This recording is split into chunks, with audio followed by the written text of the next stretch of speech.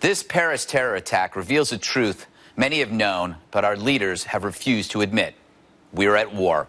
Instead, we watch those elected to protect us transfixed by identity politics, fear of Islamophobia, and micro-fractional upticks in Celsius. As I've said before, it's not a wake-up call if you go back to bed. It's not enough for temporary platitudes or putting John Lennon's Imagine on repeat.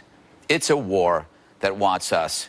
We no longer have the choice of talking our way out of it like a fearful hostage in a bank heist. We need four things. First, a leader, one who understands the threat, is happy to state its name and ready to commit to its end. This is someone who understands the adult conclusions that steer national security and surveillance. Someone who knows that freedom and security coexist, not clash.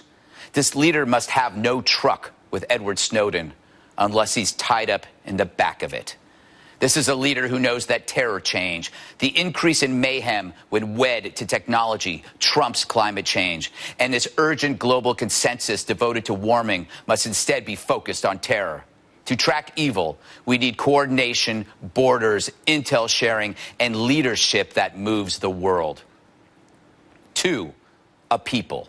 We need a country who pulls itself out of its self-obsession, its politics of me. We need a unified citizenry, one that realizes the pleasant world they've grown used to denigrating is about to come to an end, unless they act. Three, a media, a sober-minded industry whose priorities are based on authentic, not symbolic concerns. Enough solemn portraits of co-eds weeping over words. Imagine if, during World War II, instead of covering Hitler, you focused solely on the peekaboo bangs of Veronica Lake. That's you, as you amplify campus crybabies over Islamic terror. Four, a defense, not just a national one that goes without saying, or gun ownership, which also goes without saying. I mean education that teaches the self-defense needed when terror or mass shootings strike. We must make our soft targets harder through security, barriers, and mentality. I say this not to judge others' reactions to attack, but regarding my own need to change my own behavior. As a citizen, I have to play a role in knowing how to stop something awful. The cops can't be everywhere.